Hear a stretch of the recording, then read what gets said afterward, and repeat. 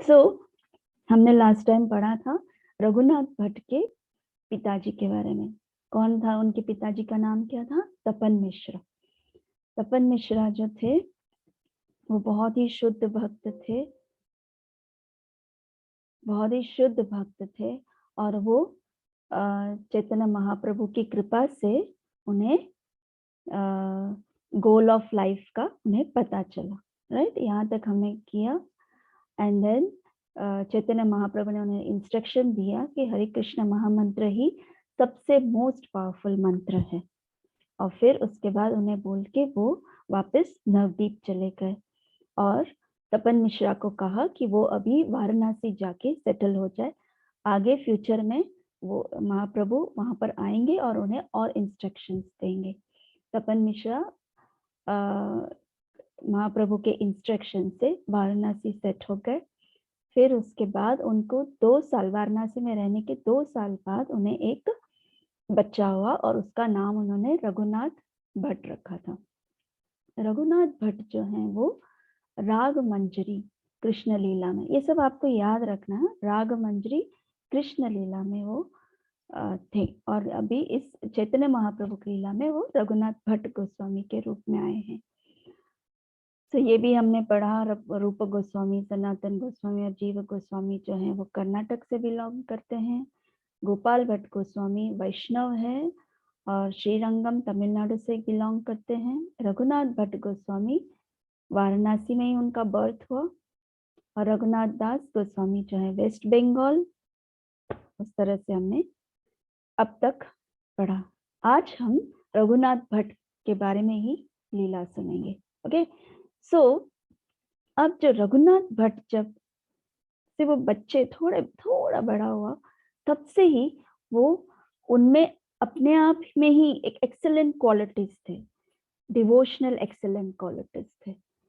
तो क्योंकि तपन मिश्रा जो है उनके पिताजी, वो इतने शुद्ध भक्त थे कि वो हमेशा रघुनाथ को महाप्रभु के बारे में, चैतन्य महाप्रभु के बारे में वो लीलाएं सुनाते थे। तो चैतन्य महाप्रभु के बारे में लीला सुनते सुनते सुनते सुनते रघुनाथ भट्ट को चैतन्य महाप्रभु के प्रति प्रेम जागृत हुआ। So he was so attached to Mahaprabhu. वो महाप्रभु से इतने अटैच्ड हो गए थे रघुनाथ भट्ट गोस्वामी कि वो उनके पिताजी को हमेशा पूछते थे कि पिताजी भगवान कब आने वाले हैं, महाप्रभु कब आने वाले हैं, वो वाराणसी कब आएंगे, हम लोग उससे मिलने कब आएंगे करके बहुत उत्साह से हमेशा पूछते रहते थे। तो जैसे कि चैतन्य महाप्रभु ने कहा था कि तपन मिश्रा से कि मैं आऊंगा, फ्यूचर में मैं जरूर आऊंगा करके। तो तपन मिश्रा भी वो वेट कर रहे थे कि भगवान कब आएंगे। उनकी जो बेचैनी थी कि अब बहुत समय हो गया है, महाप्रभु को देखा नहीं, और महाप्रभु तो कहीं मुझे जाने भी नहीं बोल रहे थे वाराणसी में। उन्होंने कहा कि मैं यहाँ रुक जाऊं, तो मैं उन्हीं का इंतजार कर रहा हूँ, लेकिन अभी तक महाप्रभु आए क्यों नहीं मिलने, क्यों नहीं आए करके सोचते रहे। और फिर some years later, out of his mercy for the fallen soul, फिर एक ये दूसरे पार्ट में है कि चैतन्य महाप्रभु ने फिर उस समय पे क्या किया। तो कुछ समय के बाद जब वो नवदीप आ गए तपन मिश्रा को मिलकर, उसके बाद नवदीप में कुछ समय, कुछ सालों के बाद उन्होंने क्या किया कि तब महाप्रभु ने संन्यास ग्रहण कर लिया। संन्यास का मतलब क्या होता है कि जो उनके बड़े लंबे लंबे केश थे उनके, है ना, वो सब हमने आगे पढ़ा था कि लंबे लंबे केश इतने सुंदर लग रहे थे महाप्रभु, लेकिन अब उन्होंने वो केश मुंडन कर दिया। और फिर वो जो पीला वस्त्र पहनते थे, जो उनका पीताम्बरी वस्त्र था, वो अब पीताम्बरी वस्त्र से सैफरन ड्रेस हो गया। यानी वो ज्यादा नहीं, देखो जैसे बॉटम में सिर्फ इतना ही रहता, बाकी ऊपर तो वो कुछ पहनते नहीं थे। तो उन्होंने जो संन्यास ग्रहण कर लेते वो बहुत ही सिंपल रहते हैं। तो उन्होंने सैफरन को हिंदी में क्या बोलते हैं, ऑरेंज तो नहीं, जो सन्यासी होते हैं वो सन्यासी कलर का, वो उस तरह के कलर उन्होंने ग्रहण कर लिया, क्योंकि वो सन्यास का रूप उन्होंने धारण किया। और फिर वो नवदीप से जगन्नाथपुरी रहने चले गए। जगन्नाथपुरी रहने के बाद कुछ समय वहाँ, कुछ महीनों तक वो वहां रुके थे। और फिर अब उनको जाना था वृंदावन दर्शन करने, क्योंकि उन्हें वृंदावन भी बहुत अत्यंत प्रिय था महाप्रभु को। तो वो जब उस समय तो गाड़ी घोड़ा सब तो नहीं होता था ना, तो उस समय तो चलते चलते ही जाते थे। तो जो बीच बीच में रास्ता आता, जैसे झारखंड नाम का एक जगह बांग्लादेश में है झारखंड, वहां से होते होते वो वृंदावन के जाने के बीच में वाराणसी आया था। तो वाराणसी में भगवान रुक गए। फिर क्या हुआ, वहां पर एक घाट है वाराणसी में, मणिकर्णिका नाम का एक घाट है। जैसे गंगा घाट है, यमुना घाट है, उस तरह से मणिकर्णिका नाम के एक घाट में भगवान, वहां पर सबसे पहले उन्होंने स्नान किया। और फिर आप लोग को तो पता है कि महाप्रभु नित्य नित्य कृष्ण का नाम ही लेते थे। कृष्ण कृष्ण कृष्ण कृष्ण कृष्ण कृष्ण का ही नाम लेते थे वो। तो जब वो स्नान कर रहे थे तो वहां पर भी वो हरि का नाम लेते थे। और जोर से उन्होंने, इतना जोर से आवाज दी घाट में नहाते नहाते, तो वो हरि बोल करके बहुत जोर से उन्होंने आवाज दिया। तो जैसे ही आवाज दिया, वहां वहां जितने लोग वहां थे वो अट्रैक्ट हुए महाप्रभु को देखकर, कि अरे ये कौन आया करके। और महाप्रभु को देख के सब एकदम स्थिर हो गए थे, क्योंकि महाप्रभु इतने सुंदर, इतने प्रकाशित, उनके जो शरीर में से इतना तेज आ रहा था उनके शरीर से, कि सब उनको देखते ही रह जाते थे। तो देखा उसी समय पर कुछ दूरी पर तपन मिश्रा भी उधर स्नान करने गए थे, उस घाट पर ही। उस घाट के 2-3 घाट छोड़कर उस घाट पर वो स्नान कर रहे थे। अचानक उन्होंने ये हरि बोल कर ना आवाज, ध्वनि सुनाई दिया उनको। तो जैसे उन्होंने ये ध्वनि सुनी, उन्होंने कहा अरे ये कौन बोल रहा है, ये हरि हरि यहाँ पर इस जगह पे। क्योंकि वाराणसी में, जैसे मैंने आपको पिछले लेक्चर में कहा, कि वहां सब मायावादी लोग रहते। मायावादी मतलब मैंने बोला कि वो कृष्ण के फॉर्म को नहीं मानते हैं, वो लोग फॉर्मलेस को ही मानते हैं, जैसे प्रकाश है उस तरह से मानते। तो ऐसे जगह पे वो लोग कभी कृष्ण का नाम ही नहीं लेते हैं वो लोग। और वो यहाँ वाराणसी में ऐसा कौन बोलने लगा हरि का नाम लेकर। तो वो दूर से, वहां से, वो जिस घाट पे थे उसी घाट से वो देख रहे थे, देखा कि कोई सन्यासी दिख रहा था उनको। और वो सन्यासी कोई साधारण व्यक्ति नहीं दिख रहे थे, कि उनके शरीर से बहुत ही ज्यादा प्रकाशित मतलब ऐसे तेज निकल रहा था, सभी ऑल 4 डायरेक्शन से तेज आ रहा था उनके शरीर से। तो उन्हें लगा तो था कि कहीं ये महाप्रभु तो नहीं है ना, कहीं वो निमाई पंडित तो नहीं है ना, कहीं वो आ तो नहीं गए ना यहाँ पर करके। तपन मिश्रा ने क्या किया कि वो वहां से जिस घाट पर थे वहीं पर वो उठे और उनके पास जाने लगे जहां पर ये आवाज आ रही थी। और फिर एट दैट टाइम वो एकदम, जैसे जैसे वो पास गए, उन्होंने देखा कि वो तो, अरे ये तो निमाई पंडित है। और जैसे ही उन्होंने निमाई पंडित को देखा, वो वहां पर क्या किए, इमीडिएटली उनके चरणों में दंडवत किया। और जब भगवान ने देखा कि ओ ये तो तपन मिश्रा है, इमीडिएटली उनको उठाया और उन्हें गले लगाया। और तपन मिश्रा जो है वो इतने खुश हो गए, इतने खुश हो गए कि भगवान आए हैं यहाँ पर, आ गए, मेरे भगवान आ गए, जिनके लिए मैं इंतजार कर रहा था वो भगवान आ गए, मेरा निमाई पंडित आ गया करके वो बहुत ही खुश हुए। With great affection, Tapan Mishra invited the Lord to his home. और इतना प्रेम जागृत हुआ उनके हृदय में, इतना प्रेम जागृत हुआ कि बस वो भगवान को देखते रहे। और भगवान को उन्होंने उनके घर पे इनवाइट किया कि आप कृपया हमारे घर आइए। जब वहां देखा कि उनका छोटू रघुनाथ वहां पर बैठ के इंतजार कर रहा था महाप्रभु का, और जैसे ही महाप्रभु को देखा, वो इसकी आंखों, इसके चेहरे पे एक अलग सी स्माइल आने लगी। क्योंकि भगवान को देखकर ही, महाप्रभु को देख के, क्योंकि उन जिस तरह से तपन मिश्रा ने वर्णन किया कि भगवान ऐसे दिखते हैं, भगवान वैसे दिखते हैं, वो सब छवि वो देख रहे थे, प्रत्यक्ष देख रहे थे। तो देखा तो उसे पता चल गया। और रघुनाथ ने क्या किया, भगवान के चरणों में इतने छोटे छोटे हाथों से भगवान के चरणों को प्रणाम किया। और फिर उसके बाद वो बस देखता ही रह गया, भगवान को देखता ही रह गया, ऐसे टुकर टुकर। कुछ कुछ बच्चों को देखा ना, वो कंटिन्यूअसली टुकर टुकर किसी नए व्यक्ति को देखते रहते हैं, इसी तरह महाप्रभु को वो देखते रह गया। फिर तपन मिश्रा ने क्या किया, भगवान के चरणों को जल से वॉश किया। होता है ना ऐसे, उस जमाने में सब थे, तो ये तो स्वयं भगवान थे कि उनके चरणों को अच्छे से धोया, नीचे प्लेट रखा, उस पे भगवान का चरण रखा, उसके बाद गंगा जल लाए, मतलब वहां पर होली वाटर लाए, होली वाटर से भगवान के चरणों को अच्छे से उन्होंने सॉफ्टली धोया, धोकर उनको पोंछा। और फिर उस जल को, जिस जल से भगवान के चरणों को धोया था, उसी जल को सब रघुनाथ ने उसी वक्त क्या किया, उनके पिताजी से उन्होंने ले लिया और उन्होंने बोला पापा, पिताजी मैं करूंगा करके। और थोड़ा सा उन्होंने चरणामृत लिया भगवान के चरणों के जल को, और सभी जितने भी उधर वहां थे उन सब के ऊपर उन्होंने छिड़का दिया। तो आपको पता है ना, जब हम मंदिर जाते हैं, भगवान का आरती में जाते हैं, जब हम आरती करते हैं उसके बाद हमारे ऊपर स्प्रिंकल करते हैं वाटर को, उसी तरह यहाँ पर भी रघुनाथ ने वो जल को स्प्रिंकल किया।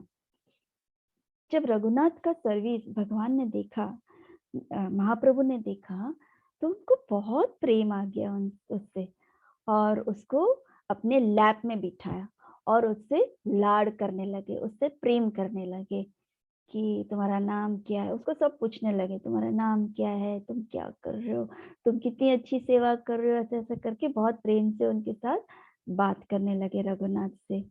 उस बीच में जब पता चला, उस बीच में तपन मिश्रा को, अभी भगवान तो आए हैं ना, तो उनके लिए भोग तो बनाना पड़ेगा। तो तपन मिश्रा फटाफट सब सामग्री लेकर आए, और महाप्रभु का एक कुक थे, उनके असिस्टेंट थे, जो महाप्रभु के लिए वो कुक करते थे, उनके लिए भोग बनाते थे। तो तपन मिश्रा ने कहा कि मैं सब व्यंजन, सब चीजें मैं ला देता हूँ, आप प्लीज कुकिंग शुरू कर दीजिए, ताकि महाप्रभु फटाफट भोग ग्रहण कर सके। तो सब अरेंज कर दिया। फिर वापस भगवान के लिए नहाने का, स्नान करने का सब अरेंज कर दिया उन्होंने। और जैसे ही भगवान ने स्नान कर लिया, उनके जो दोपहर का जो भी उनका सेशन था महाप्रभु का, वो सब उन्होंने फिनिश किया, और फिर भगवान जो है वो भोग ग्रहण करने आए।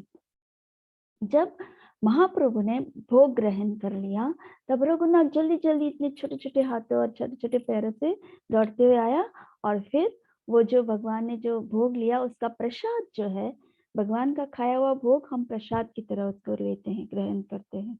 तो वो प्रसाद उसने अपने मुंह पे रखा, और सभी जितने लोग थे सबको मर्सी बांटा, सबको सबको कृपा दिया उसने। ऐसे नहीं था कि नहीं मुझे इसको नहीं, ना मुझे उसको नहीं, ये मेरा पहले, ये मेरा पहले, कुछ नहीं, सबको इक्वली सबको बांट दिया था उन्होंने। और फिर रघुनाथ का जब सब काम हो गया, और उसके बाद रघुनाथ ने, महाप्रभु जिस प्लेट में खाते थे ना, उस प्लेट को अच्छा सा एकदम साफ सुथरा से साबुन से और पानी से अच्छा सा धोकर, उसको पोंछ के बहुत ही क्लीन जगह पे रख दिया।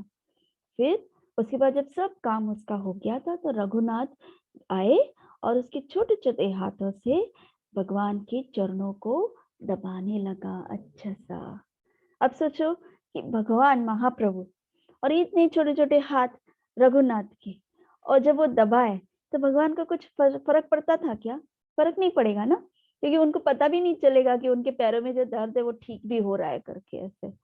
तो लेकिन उसका प्रेम भगवान के लिए, उसका प्रेम जो महाप्रभु के लिए था, चैतन्य महाप्रभु के लिए, वो महाप्रभु को छू जाता था। महाप्रभु इतना प्रेम से उसको सेवा करने देते थे, और वो बहुत समय तक, जब तक भगवान सोए नहीं या जब तक भगवान को आराम ना मिले, तब तक वो भगवान के चरणों को दबाता था, क्योंकि वो चैतन्य महाप्रभु को बहुत प्रेम करता था। और जब वहां बैठकर चैतन्य महाप्रभु मतलब चरण दबाता था, तब महाप्रभु ऐसे ही तो बैठे नहीं रहेंगे ना, वहां जितने भक्त आए थे उनके साथ वो भगवान की लीलाओं की बातें करते थे। जब वो भगवान की लीलाओं की बात करते थे, तो रघुनाथ जो था वो बहुत ही ध्यान से सुनता था।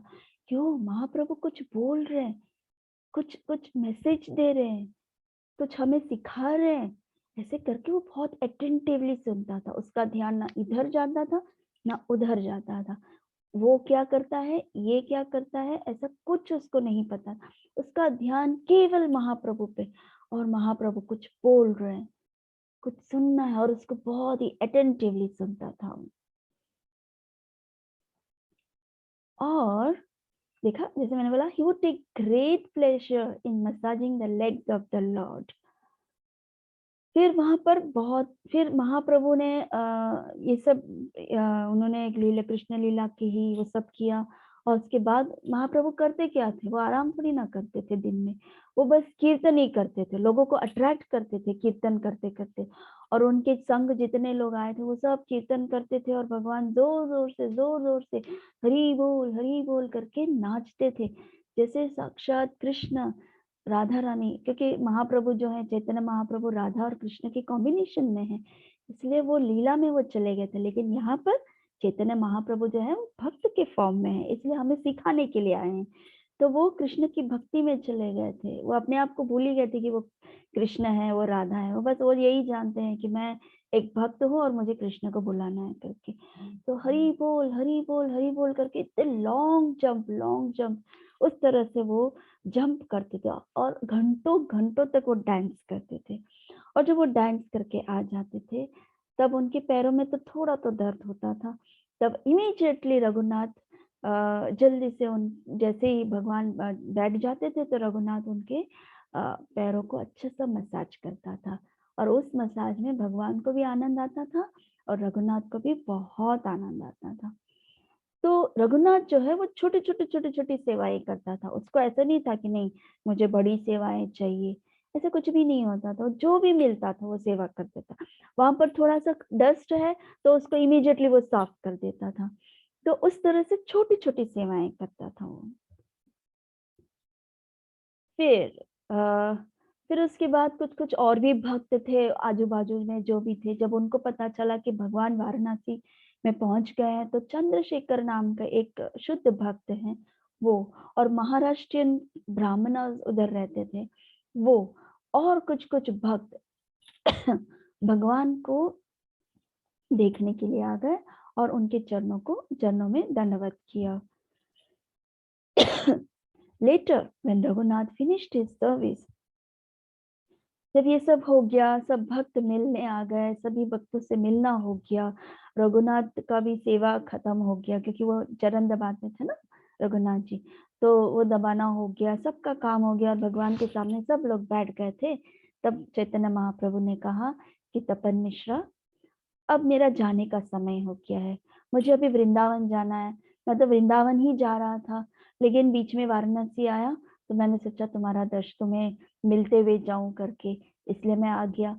अब मैं वृंदावन जाना चाहता हूँ, अब मुझे आज्ञा दो, मुझे जाना है करके। तो जैसे ही ये सुना, तपन मिश्रा बिल्कुल दुखी हो गए, और उन्होंने महाप्रभु को रिक्वेस्ट किया कि महाप्रभु, अब कितने समय के बाद आए हैं, कितने समय के बाद, मैं बस इंतजार करता रहा, लेकिन अब आप आए हैं तो आप जाने की बात कर रहे हैं, कुछ समय वाराणसी पे रुक जाइए ना, आप लोगों से आपसे विनती है कि आप प्लीज रुक जाइए करके तपन मिश्रा जो है वो महाप्रभु को रिक्वेस्ट किए। चैतन्य महाप्रभु ने देखा कि ओह, तपन मिश्रा तो कुछ ज्यादा ही अ, भावुक हो रहा है वो, क्योंकि उनकी आंखों से अश्रु बहने लगा था। वो बहुत ही ज्यादा महाप्रभु को मिस करते थे। तो वो फिर महाप्रभु ने सोचा, अच्छा ठीक है चलो, मैं रुक जाता हूँ। और फिर तपन मिश्रा को बोला, ठीक है मैं रुकता हूँ, तुम अरेंज कर देना मेरा रहने का। इमीडिएटली सभी भक्त इतने खुश हो गए। तो मैंने जैसे कहा आपको, चंद्रशेखर नाम के एक भक्त थे, उनके घर पे भगवान रुक गए थे, और तपन मिश्रा के घर पे प्रसादम लेते थे, वो माने भोग लेते थे। चंद्रशेखर के घर पे रुकते थे, और तपन मिश्रा के वहां आते थे और प्रसाद ग्रहण करते थे। और इस बार वाराणसी में भगवान 10 दिन के लिए रुक गए थे। फिर तो ये एक अच्छा चांस था रघुनाथ के लिए कि भगवान स्वयं चैतन्य महाप्रभु रघुनाथ के साथ टाइम स्पेंड करने लग गए। तो रघुनाथ को बहुत कुछ सिखाते थे और ये उम्र ऐसी थी उसकी कि वो सब कुछ ग्रास्प कर लेता था, इतना इंटेलिजेंट था। जनरली ऐसे बोलते हैं ना कि 5 साल की उम्र के तक, मतलब जो बच्चे 5 इयर्स के हो, उनको अगर आप कुछ भी समझाओ, कुछ भी सिखाओ, वो इमीडिएटली ग्रास्प कर लेते हैं और उसको हृदय में रखते हैं। उन इमीडिएटली उसको हृदय में उनको वो समा जाता है, वो ब्रेन में उनके समा जाता है। जैसे भी आप, जैसे 5 इयर्स के हैं और आप किसी बच्चों को कुछ भी प्रेयर्स आप सिखाओ, रोज सिखाओगे, तो बच्चे जल्दी उसको ग्रास्प कर लेते हैं। तो वो मेमोरी इतनी शार्प होती है उनकी। तो भगवान है, भगवान जानते हैं। तो रघुनाथ भट्ट भी उतना ही उम्र का, उससे थोड़ा आगे पीछे होगा। तो जैसे मैंने कहा 8 साल का बच्चा है, तो इनिशियल स्टेज में वो काफी भक्ति को वो ग्रास्प कर चुका था और भगवान उसको समझाते रहे, समझाते रहे, समझाते रहे। फिर चैतन्य महाप्रभु उस वक्त 25 साल के थे और रघुनाथ जो था वो सिर्फ 8 साल का था। कितने साल के थे? 8 साल के थे। और 8 साल के बच्चे को आप कुछ भी सिखाओ, वो इमीडिएटली सीख जाता था।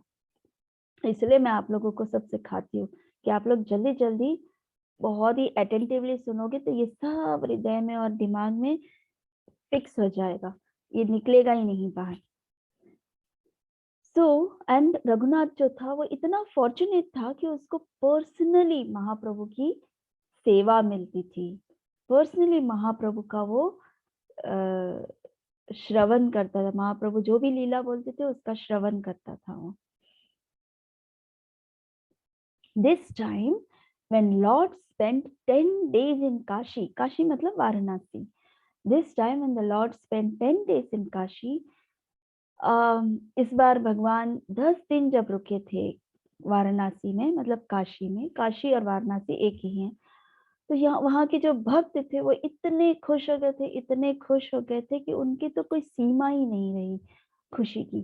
तो तपन मिश्रा, चंद्रशेखर, महाराष्ट्र ब्राह्मणास, वो सब जो थे वो दिन रात भगवान की सेवा में लगते थे। और कभी जो भी सेवा मिलता था भगवान को, कभी कोई किसी चीज की कमी ना हो, उस तरह से वो देखते थे कि कोई कमी नहीं होनी चाहिए, भगवान को अच्छे से सेवा करनी है, उनको कुछ भी वो बोलने से पहले ही वो दे देते थे, उस तरह की उनकी सेवा थी। तो रघुनाथ भी अपने आप को बहुत ही फॉर्चुनेट फील करता था कि साक्षात भगवान मेरे साथ हैं, मैं उनकी सेवा कर रहा हूँ, मुझे उनको कोई भी कंप्लेंट नहीं उनको होनी चाहिए, मैं उस तरह से सेवा करूंगा भगवान की। ऐसे ऐसे करके 10 दिन तक वो बहुत ही अच्छी सेवा करता था चैतन्य महाप्रभु की। फिर 10 दिन खत्म हो गए और एक दिन ऐसा आ गया कि भगवान को जाना पड़ा। सो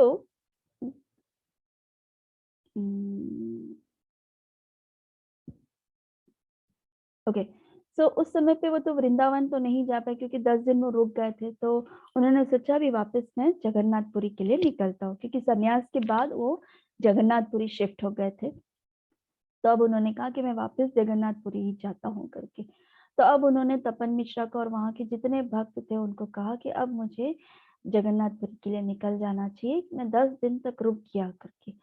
तो सभी भक्त जो है वो बहुत दुखी हो गए और क्योंकि भगवान जा रहे हैं उनको छोड़ के, तो उन्हें बहुत दुख हुआ।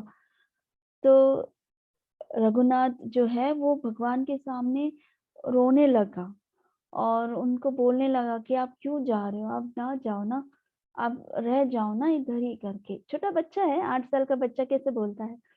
तो वो बहुत रो रहा था, भगवान के चरणों में गिर गया और गिड़गिड़ाते हुए वो रोने लगा और भगवान को बोलने लगा आप मत जाओ।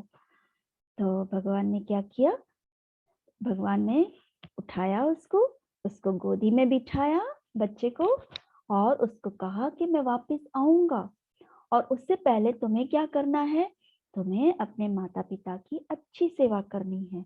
तुम एक शुद्ध भक्त हो, तुम मेरे बहुत प्रिय हो, और मैं चाहता हूँ कि तुम अपने माता पिता की आज्ञा का पालन करो और उनकी सेवा करो, और फिर कुछ समय के बाद तुम खुद ही पुरी आ जाना, जगन्नाथपुरी, फिर मैं तो तुम्हें मिलूंगा ही करके। तो फिर कन्विंस हो गया रघुनाथ, बोले हाँ ये बात ठीक है, जैसे भगवान बोलते हैं वैसे मैं करूंगा करके। और फिर उसके बाद उसको कंसोल करने के बाद भगवान महाप्रभु तपन मिश्रा को, चंद्रशेखर को, उन सबको उन्होंने गले मिले। ये देखो जैसे सबको गले मिलते हैं, वो गले मिलने के बाद और फिर वो जगन्नाथपुरी के लिए चलते चलते वो चले जा रहे थे। चले गए। 9, अब रघुनाथ भट्ट जो है धीरे धीरे बड़ा हो रहा है, और उसकी जो एक्सेलेंट क्वालिटीज है, जो क्वालिटीज थी उसकी, जो बचपन से था, जब वो 8 साल से था, तो अब वो बड़ा हो चुका है और धीरे धीरे उसकी क्वालिटीज और बढ़ने लगी, और महाप्रभु के लिए बहुत ज्यादा अफेक्शन होने लगा। He would cry day and night chanting the name of Shri Krishna Chaitanya, Shri Krishna Chaitanya, Shri Krishna Chaitanya। ऐसे करके जोर जोर से वो आवाज करता था, भगवान का नाम लेता था दिन रात। जैसे ही उसकी वैसे तो वो सोता बहुत कम था, लेकिन जैसे ही उसकी आंख खुल जाती थी, इमीडिएटली श्री कृष्ण चैतन्य, श्री कृष्ण चैतन्य, श्री कृष्ण चैतन्य करके बोलते रहता था। और इस तरह से वो भगवान को, श्री चैतन्य महाप्रभु को याद करता था।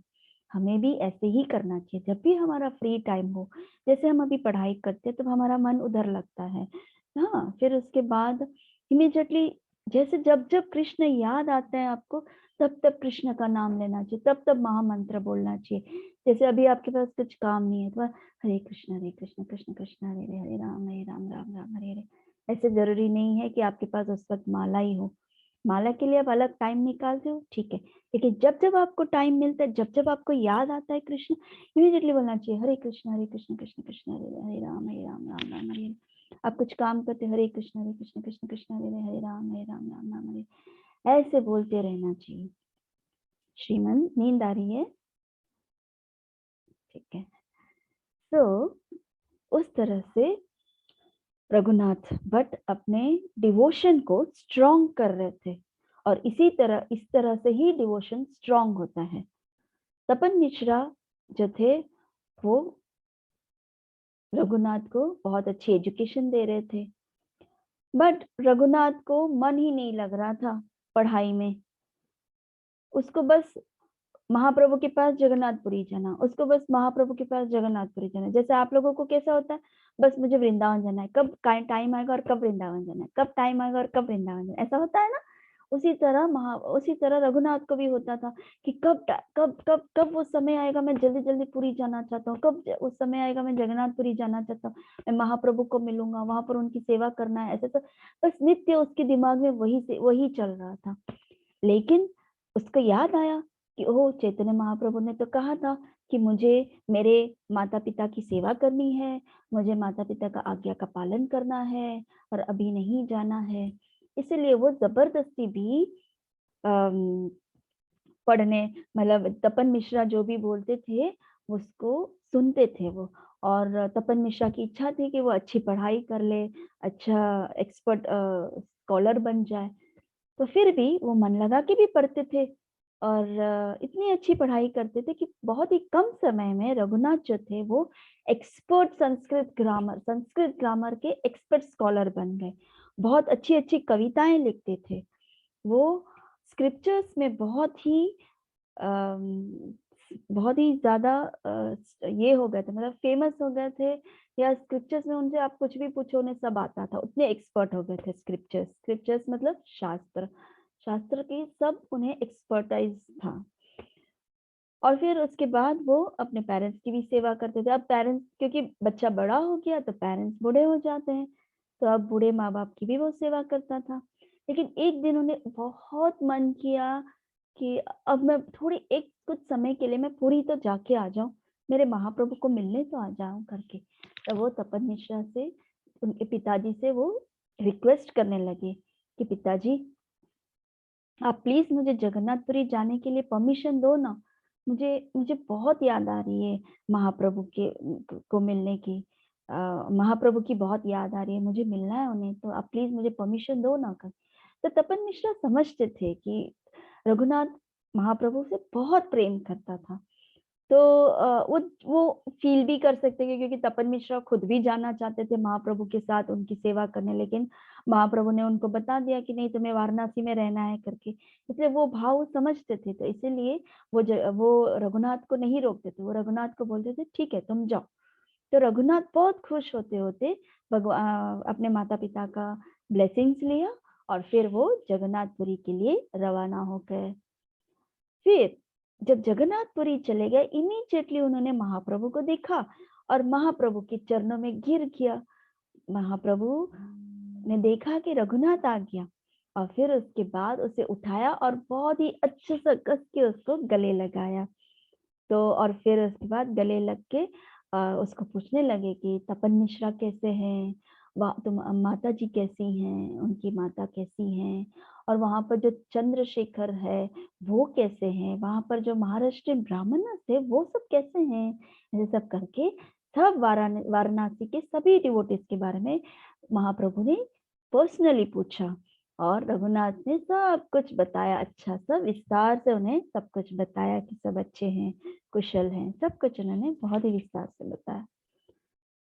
और फिर ये देखा रघुनाथ कैसे उनके चरणों में गिरता है।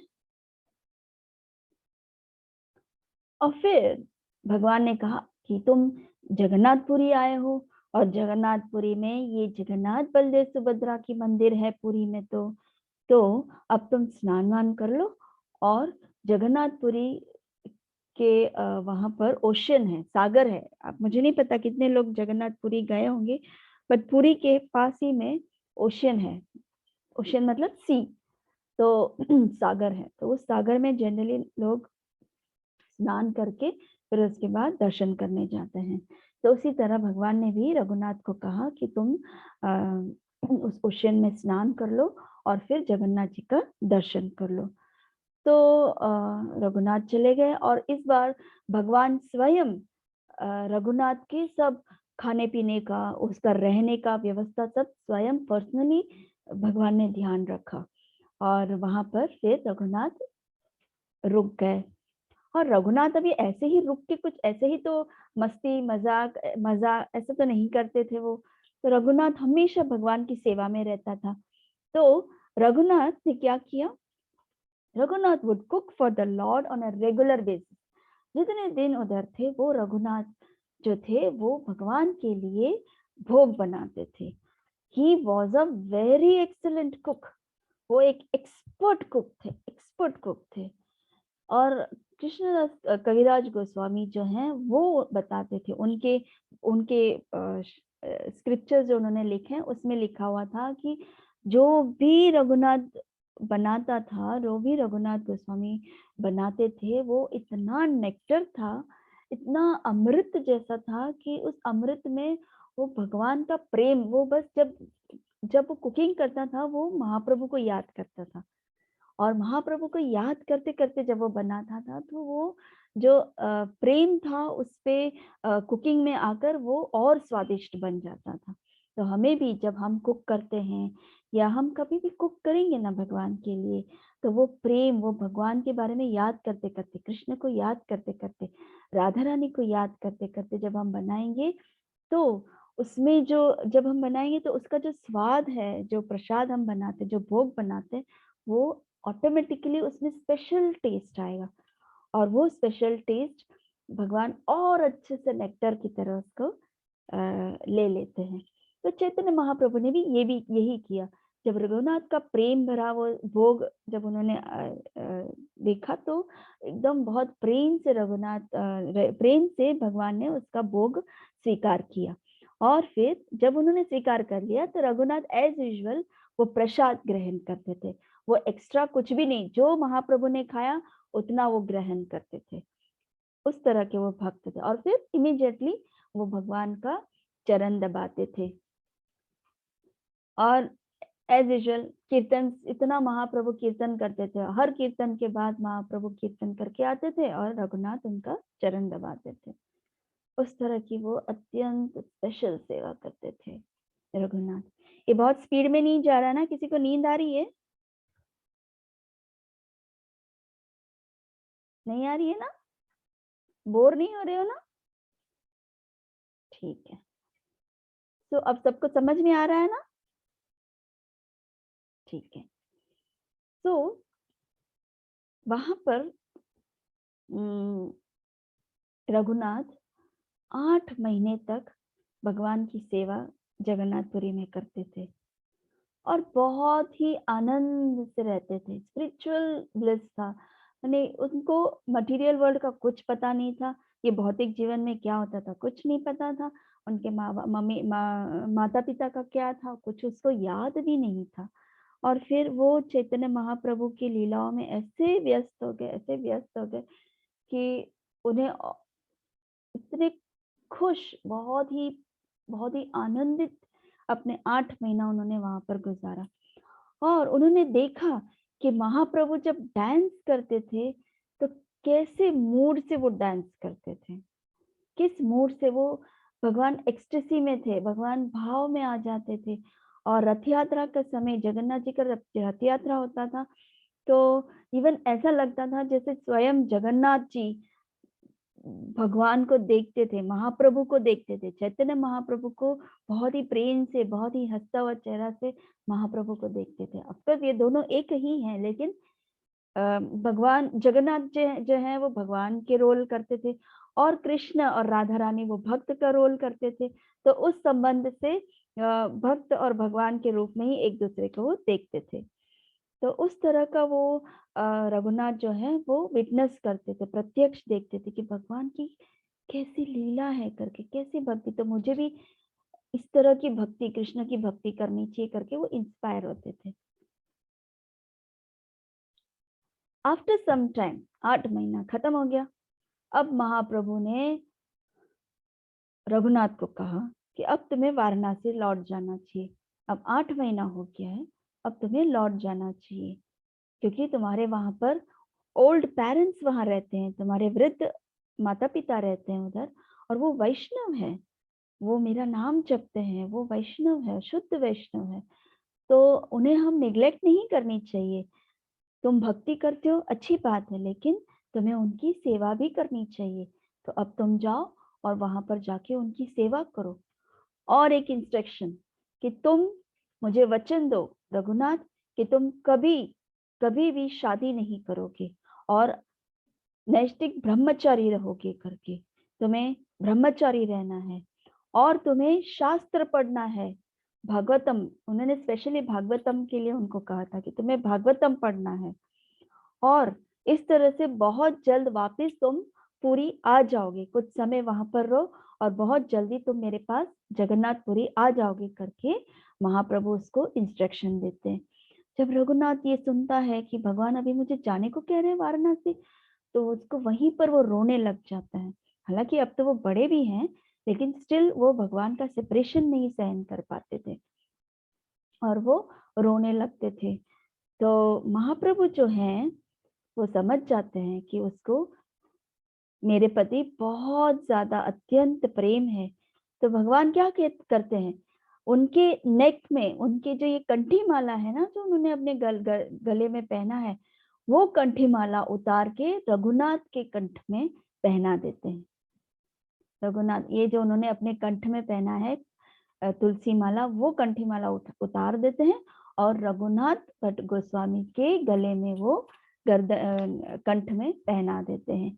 तो ये तो बहुत बड़ी बात है ना, आशीर्वाद मिल गया उसको तो, रघुनाथ को ना। तो इस तरह से उन्हें मर्सी मिल गया। और फिर उसके बाद रघुनाथ जाते हैं वाराणसी और फिर 4 साल तक उधर रहते हैं और भगवान के इंस्ट्रक्शंस को फॉलो करते हैं। वो भागवतम पढ़ते हैं और अपने माता पिता की सेवा करते हैं। और जैसे जैसे समय गया, रघुनाथ के जो पेरेंट्स हैं वो शरीर छोड़ देते हैं दोनों। और जैसे ही वो शरीर छोड़ देते हैं दोनों, वो इमीडिएटली जगन्नाथपुरी के लिए आ जाते हैं और फिर अनदर 8 मंथ्स वो वहां पर रह के सेम सेवा, सेम आनंद वो फील करते हैं चैतन्य महाप्रभु के लिए। और फिर again at the end of 8 months, Sri Chaitanya Mahaprabhu ordered Raghunath to go to Vrindavan to join Srila Rupa Goswami and Sri Sanatan Goswami. आप सबको याद है ना श्री रूप गोस्वामी कौन है और सनातन गोस्वामी कौन है? राइट नहीं, मैं बाद में पूछूंगी क्वेश्चन। तो भगवान कहते हैं कि अब रघुनाथ, अब तुम्हारा समय जाना है, अब तुम्हें वृंदावन जाना है। मेरे वहां पर दो बहुत शुद्ध भक्त रहते हैं, रूप गोस्वामी और सनातन गोस्वामी। रूप गोस्वामी और सनातन गोस्वामी के बारे में मैंने ऑलरेडी मेरे वीडियोस हैं, जिन लोगों ने जो नए भक्त हैं, जिन लोगों ने देखा नहीं हो या सुना नहीं हो, वो उस वीडियो को जाकर सुन सकते हैं। तो रूप गोस्वामी और सनातन गोस्वामी के पास जाओ और वहां पर उनके इंस्ट्रक्शंस को फॉलो करो। तो और उन्होंने कहा कि मैं चाहता हूँ, भगवान कहते हैं रघुनाथ, मैं चाहता हूँ कि तुम वृंदावन जाओ। मैं चाहता हूँ कि मेरे जो वहां पर बहुत ही शुद्ध भक्त हैं, जो मेरे बहुत क्लोज हैं, उनके अंडर तुम ट्रेनिंग लो, रूप और सनातन गोस्वामी के अंडर। उनके केयर में तुम रहो और उनकी सेवा करो। एंड मेरा इंस्ट्रक्शन है कि यू शुड चैंट हरे कृष्ण महामंत्र एंड स्टडी भागवत कॉन्स्टेंटली। देखा, यू शुड चैंट, भगवान ने रघुनाथ को भी इंस्ट्रक्शन दिया कि यू शुड चैंट हरे कृष्ण महामंत्र and study Shrimad Bhagavatam constantly. नित्य नित्य आपको श्रीमद् भागवतम पढ़ना है और हरे कृष्ण महामंत्र जाप करना है करके। तो रघुनाथ भट्ट ने इंस्ट्रक्शन फॉलो किया कि यस, भगवान ने कहा है मुझे इंस्ट्रक्शन फॉलो करना है करके वृंदावन के लिए वो निकल गए। और वहां पर रूप गोस्वामी और सनातन गोस्वामी को मिले, उनको प्रणाम किया। उनको तब तक तो रूप गोस्वामी और सनातन गोस्वामी को मैसेज पहुंच गया कि रघुनाथ भट्ट गोस्वामी आ रहे हैं और उनका ध्यान रखना है करके। तो रूप गोस्वामी और सनातन गोस्वामी को जब पता चला कि रघुनाथ आ गए, तो रघुनाथ गोस्वामी को इतना अच्छा उन्होंने इनवाइट किया, इतना अच्छा इनवाइट किया कि रघुनाथ को लगा ही नहीं था कि मैं कुछ एक नए जगह पे आया हूँ या नए लोगों को मिल रहा हूँ, ऐसे कभी उन्हें फील हुआ नहीं। रूप गोस्वामी और सनातन गोस्वामी ने बहुत प्रेम से उन्हें ग्रीट किया और उन्हें कहा कि अब तुम यही हमारे साथ रहो और जो महाप्रभु ने इंस्ट्रक्शन दिया है उसको फॉलो करो करके। सो रूप गोस्वामी और सनातन गोस्वामी के वहां रुक गए और श्रीमद् भागवतम का रोज रिसाइट करने लगे, रोज पढ़ने लगे। और इतने अच्छे से रूप गोस्वामी सनातन गोस्वामी को सुनाते थे भगवान रघुनाथ भट्ट गोस्वामी। और वो जब गाते थे, वो श्लोका जब वो गाते थे, तब वो जब गाते थे तो तीन अलग अलग प्रकार के ट्यून से वो गाते थे। और उसके ट्यून से रूप गोस्वामी और सनातन गोस्वामी इतने भावुक हो जाते थे और इतना कंठ उनका इतना स्वीट था कि वो मोहित हो जाते थे कि आह, कितना अच्छा कंठ है, कितना अच्छा गाता है ये, कितना अच्छा सुंदर श्रीमद् भागवतम का उसके मुख से इतना सुंदर सा वो गान करते हैं। गान करना मतलब गाना गाते हैं, गीत करते हैं। रघुनाथ नेवर टॉक्ड नॉनसेंस, वो कभी टाइम वेस्ट नहीं करते थे, वो किसी के बारे में बुरा नहीं सोचते थे, किसी भी भक्त के बारे में बुरा बोलते नहीं थे, हमेशा अच्छा ही सोचते थे। Always engaged in hearing about Krishna, हमेशा कृष्ण के बारे में पढ़ते थे। कृष्ण के बारे में जब रूप गोस्वामी सनातन गोस्वामी जब डिस्कस करते तो कृष्ण के बारे में ही बोलते थे, तो वो कृष्ण के बारे में सुनते थे। मानी उनका 24 आवर्स कृष्ण कृष्ण कृष्ण कृष्ण के बारे में ही चिंतन था, वो बस यही करते थे। जब समय मिलता था, जब रूप गोस्वामी सनातन गोस्वामी कुछ कार्य के लिए जाते थे, वो चैंटिंग करना शुरू कर देते, और जब चैंटिंग हो जाता था तो वो पढ़ाई करना शुरू कर देते, और जब पढ़ाई हो जाता था तो वो सेवा करते थे रूप गोस्वामी सनातन गोस्वामी की। और जब वो सेवा करते थे उस बीच में भी वो कृष्ण कृष्ण कृष्ण कृष्ण का नाम जपते थे, हरे कृष्ण महामंत्र करते थे। He never cared to hear blasphemy of Vaishnava। जब वो वहां से गुजरते भी थे और कुछ ऐसे लोग थे जो वो जो प्रजल्प करते थे, प्रजल्प करना मतलब किसी के बारे में बोलना कि ये ऐसा, उसने आज ऐसा किया, कितना गंदा आदमी है, ऐसे सब जब वो बातें किसी के बारे में जब वो बातें करते थे, उसे वो सुनते भी नहीं थे, उस प्रजल्प को भी वो सुनते नहीं थे, ऐसे कान बंद करके चले जाते थे। और अगर मान लीजिए कि किसी ने किसी उनके बारे में किसी ने क्रिटिसाइज किया उनके सामने भी, उनके बारे में कोई निंदा कर ली, किसी भक्त के बारे में या किसी के बारे में भी कुछ निंदा कर ली, तो वो क्या बोलते थे, अरे वो वैष्णव है, वो कृष्ण का नाम लेते हैं, जो कृष्ण का नाम लेते हैं वो बुरा कैसे हो सकते हैं, वो थोड़ा कुछ ऐसा कर लेता है बट उसको छोड़ देना चाहिए, उसको ज्यादा ध्यान नहीं रखना चाहिए, इम्पोर्टेंट क्या है, वो कृष्ण का नाम लेता है, उसके जीवा में कृष्ण बैठे हैं, इसलिए उनकी निंदा नहीं करनी चाहिए। ऐसे करके वो सामने वाले को समझाते थे और उसका फॉल्ट कभी नहीं निकालते थे। और हम क्या करते हैं, अरे वो कृष्ण कृष्ण करता है लेकिन सबसे सबसे घटिया काम करता है, हमेशा दूसरों को परेशान करता है, ये बिल्कुल अच्छा आदमी नहीं है, उसने मेरे साथ ये किया, वो कैसा अच्छा भक्त है, बिल्कुल अच्छा भक्त नहीं है। ऐसे करके हम निंदा करते हैं जो हमें नहीं करनी चाहिए, राइट। तो हमें भी इस एग्जाम्पल से हमें सीखने मिलता है रघुनाथ जी कैसे थे, रघुनाथ गोस्वामी कैसे थे, उन्होंने अपना जो बॉडी को किस तरह से यूज किया, ये हमें सीखना चाहिए। So he did not mind their fault, अगर उनके साथ भी कुछ कोई गलत कर देता था तो उसको माइंड नहीं करते थे, अच्छा ठीक है चल, भगवान का भक्त है वो, कृष्ण का नाम ले रहा है वो, ऐसे सोच के वो छोड़ देते थे उसको। While Raghunath Bhatt Goswami was living with Shri Chaitanya Mahaprabhu 8 महीने पहले, मतलब जब वो 8 महीने वापस जब पुरी में रहते थे,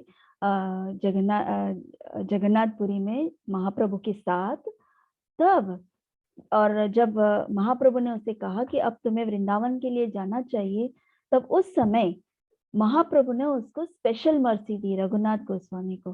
क्या, स्वयं जगन्नाथपुरी में जो माला, भगवान को जो तुलसी का हार पहनाया था, वो इतना लंबा, एक्चुअली जगन्नाथ जी वहां पर बहुत बड़े हैं, काफी बड़े हैं, तो उनको उसके लिए उसके अनुसार हार पहनाना पड़ता था, तो वो भी लंबा हार होता था। तो उतना लंबा हार महाप्रभु पर्सनली रघुनाथ के लिए लाए थे। देखो कितना लंबा हार है तुलसी का हार, वो पर्सनली रघुनाथ के लिए लाए थे और उसको पहनाया। और वहां पर जगन्नाथ जी को सुपारी देते थे रात को, रूम क्या बोलते हैं उसको, माउथ फ्रेशनर के लिए उनको वहां सुपारी रखते थे। तो वो सुपारी भी चैतन्य महाप्रभु ने स्पेशली रघुनाथ भट्ट के लिए रखा था। तो वो एक स्पेशल मर्सी है हमको, जब हम मंदिर जाते हैं, हमें कोई राजभोग दे देता है तो हम कितना खुश हो जाते हैं, हो भगवान का मिला, मुझे प्रसाद मिला, भगवान का 56 भोग का प्रसाद मिला करके हम बहुत खुश होकर उसको ग्रहण करने लगते हैं।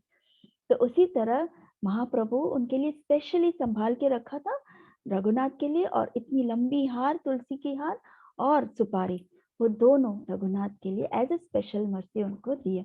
और रघुनाथ भट्ट ने उन्हें बहुत संभाल के रखा कि ये महाप्रभु ने मुझे दिया है करके।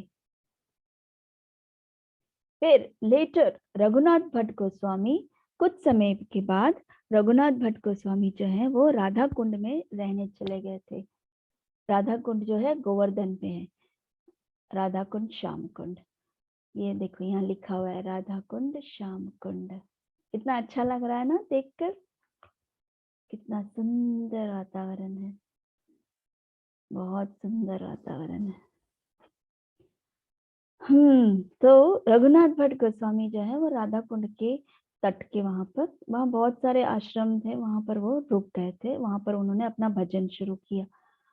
और फिर लेकिन जैसे हमने सुना था, रूप गोस्वामी और सनातन गोस्वामी का अलग अलग विग्रह था।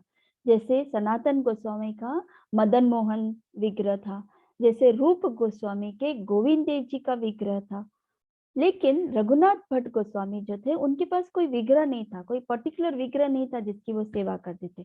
लेकिन क्योंकि वो रूप गोस्वामी के साथ रुकते थे, उनकी विग्रह गोविंद देव का वो सेवा करते थे।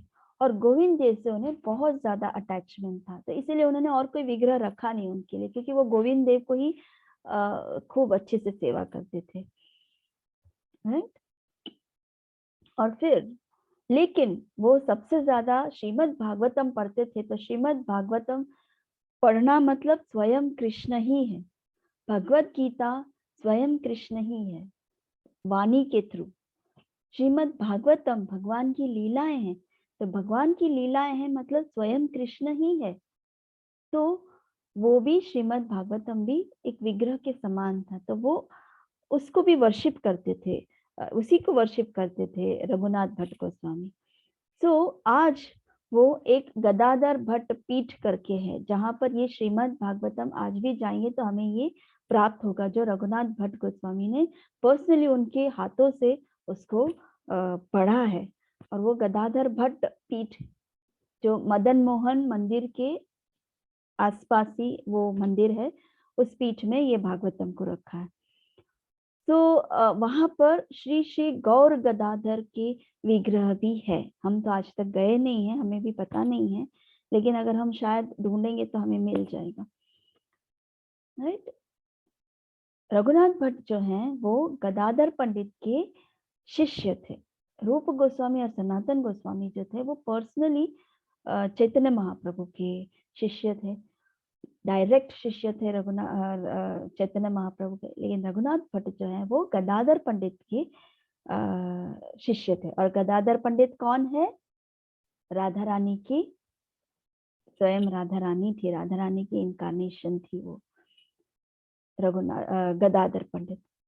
सो Raghunath was full of humility और मीकनेस, मतलब वो बहुत ही हम्बल थे, बहुत शांत स्वभाव के थे, किसी से ज्यादा बात नहीं करते थे, और जो भी बात करते कम से कम इतने षड गोस्वामी में से वो एक ही ऐसे गोस्वामी थे जो बहुत कम बोलते थे।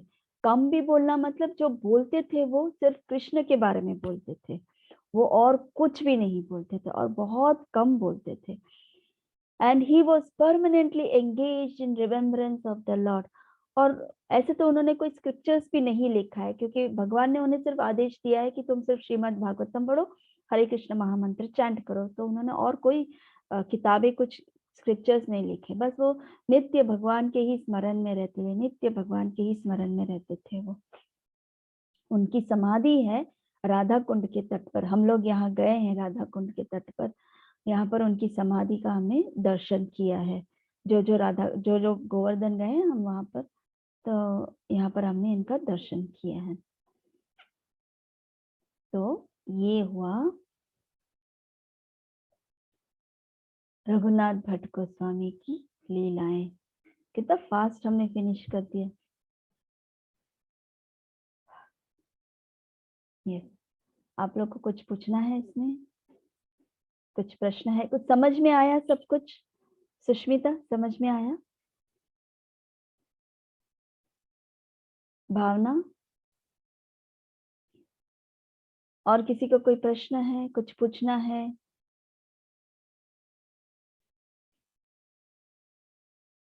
श्रेया,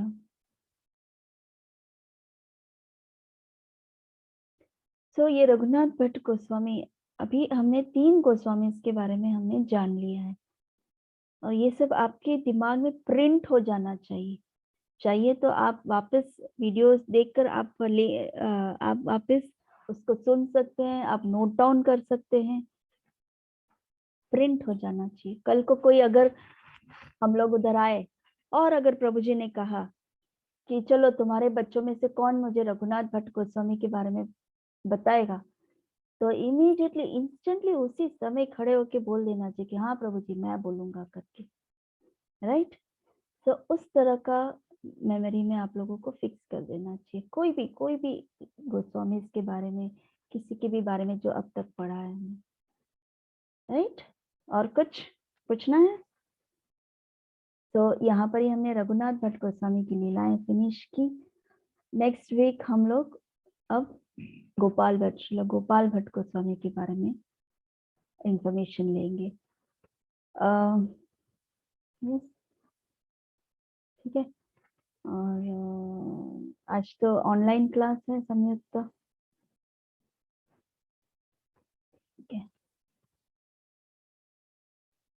ठीक है, तो हम यहाँ पर ही विराम देते हैं। हाँ, बट आपको पूछना था मुझे कि रघुनाथ भट्ट गोस्वामी से आप लोगों ने क्या क्या सीखा। आप सबको म्यूट ऑल ये करती हूँ,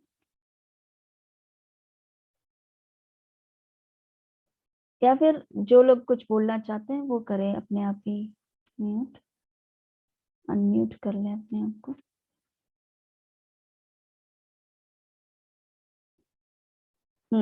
बताओ।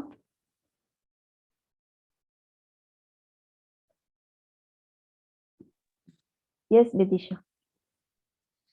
माता जी, हमें हर टाइम हरे कृष्ण नाम जप करना चाहिए। वेरी और गुड।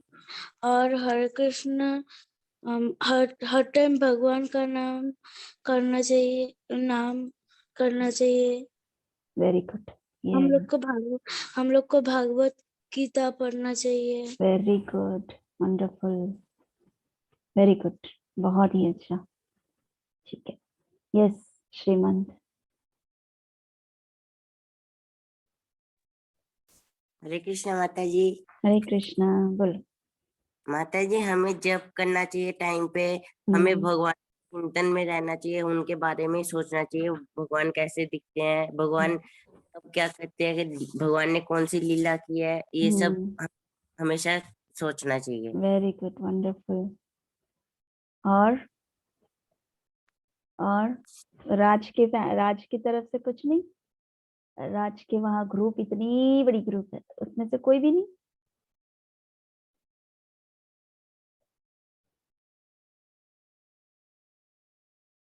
राज क्या सीखा? Just moment.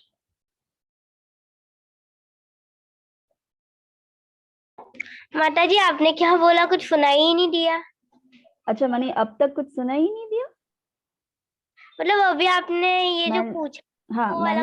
मैंने ये कहा कि आपने क्या सीखा, आपने, या फिर पीछे जो रितेश है, हल्पेश है, मुस्कान है, उन सबकी बात कर रही कि आप लोगों ने क्या सीखा ये रघुनाथ भट्ट की लाइफ से।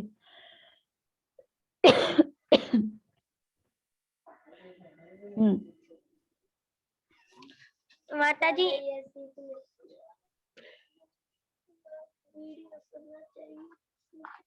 जी, मैंने सीखा कि हमें हर वक्त कृष्ण का नाम जप करना चाहिए, कृष्ण की पूजा और कृष्ण को प्रेम करना चाहिए। राइट, कृष्ण से प्रेम करना चाहिए और हमें हमारी डिवोशन बढ़ाती रहनी चाहिए। Yes yes Shreya.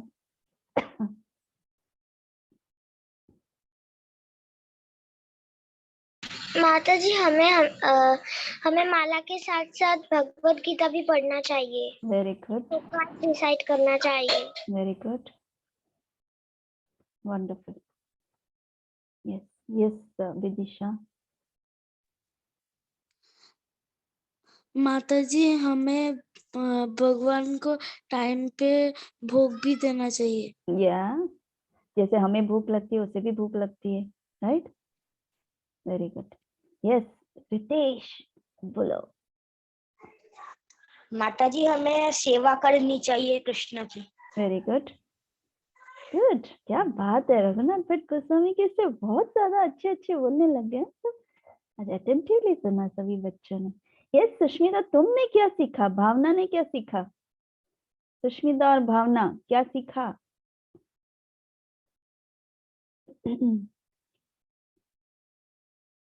बताओ। माता जी, माता पिता की सेवा करनी चाहिए। Very good, wonderful. और हमेशा कृष्णा का भक्ति करना चाहिए।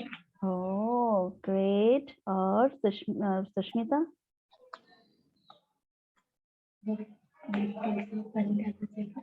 तुलसी में पानी डालना चाहिए। ये इसके मैंने तो नहीं सिखाया आज के लेक्चर में। रघुनाथ के लाइफ टाइम में क्या सीखा वो मैंने पूछा। भगवान को भोग लगाना चाहिए। भगवान को भोग लगाना चाहिए। आप में से कौन, करना चाहिए। आप में से, अभी तो आप छोटे छोटे हैं लेकिन थोड़े बड़े बड़े हो जाएंगे तो भगवान के लिए भोग बनाना भी चाहिए,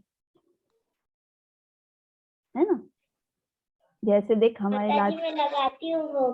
तुम भोग लगाती हो, very good, good good, very good. चलो मम्मी मंत्र बोल देती है, मैं लगा देती हूँ। हाँ, अब आपको भी सीखना चाहिए मंत्र। जैसे मैंने कहा रघुनाथ भट्ट गोस्वामी जब छोटे थे तो वो जल्दी जल्दी जो भी सीखते थे फटाफट ग्रास्प कर लेते थे, तो आपको भी अब मंत्र सीख के अपने आप ही बोलना चाहिए, राइट।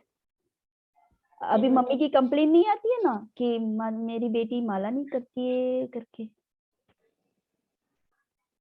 नहीं ना, अभी अच्छे से रेगुलरली करती है ना माला।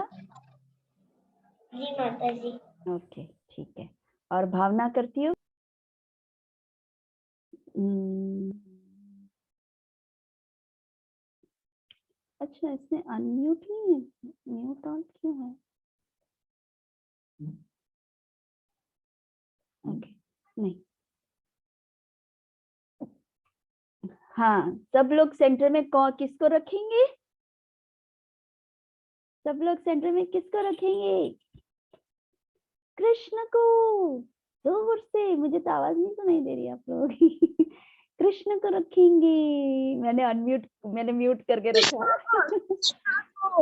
ये कृष्ण को रखेंगे, और कभी कृष्ण को, कभी प्रेम करेंगे। हमेशा करेंगे। कृष्ण को प्रेम करेंगे, और कभी कृष्ण को प्राप्त करेंगे।